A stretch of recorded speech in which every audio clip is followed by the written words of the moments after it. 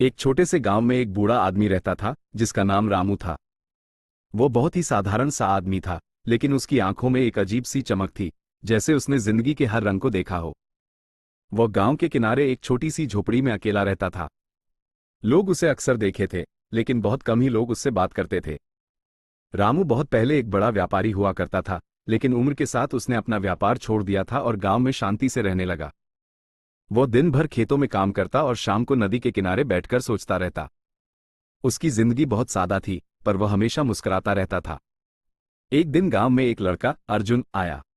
वो शहर से था और अपने दादा दादी के पास छुट्टियों में आया था।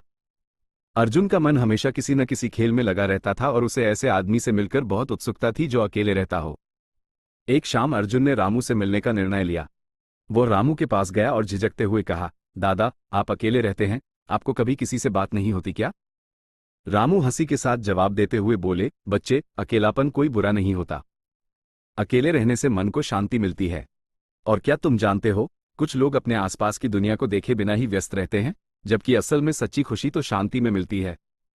अर्जुन थोड़ा चौंका, लेकिन दादा, आप अकेले क्यों रहते हो? रामू ने गहरी सांस ली और बोले, तुम्हें एक कहानी सुनाता हूं। रामू ने बताया, बहुत साल पहले, जब मैं जवान था, मैं भी बहुत दौड़ भाग करता था। हर समय मेरे पास कुछ न कुछ करने का मौका था। मुझे लगता था कि जिंदगी बस इसी तरह से भागते भागते ही जीनी चाहिए। लेकिन एक दिन मैंने महसूस किया कि इस भाग दौड़ में मैंने वो सब खो दिया जो सच में मायने रखता था, खुशियां, रिश्ते और सुकून। तब मैंने तय किया कि मैं अपनी जिंदगी को धीमा करूंगा और हर पल को जीने की कोशिश करूंगा। आज मुझे ये समझ में आया कि अकेलेपन में भी एक तरह की खुशी है, क्योंकि तब हम अपने आप को सही से जान पाते हैं। अर्जुन ने सिर झुका लिया।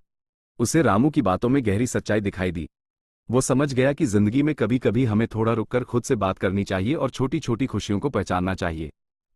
वह दिन के बाद अर्जुन रामू से मिलने आता और साथ में समय बिताता। वो समझ गया कि भाग दौड़ में जिंदगी के असल रंग नहीं दिखते।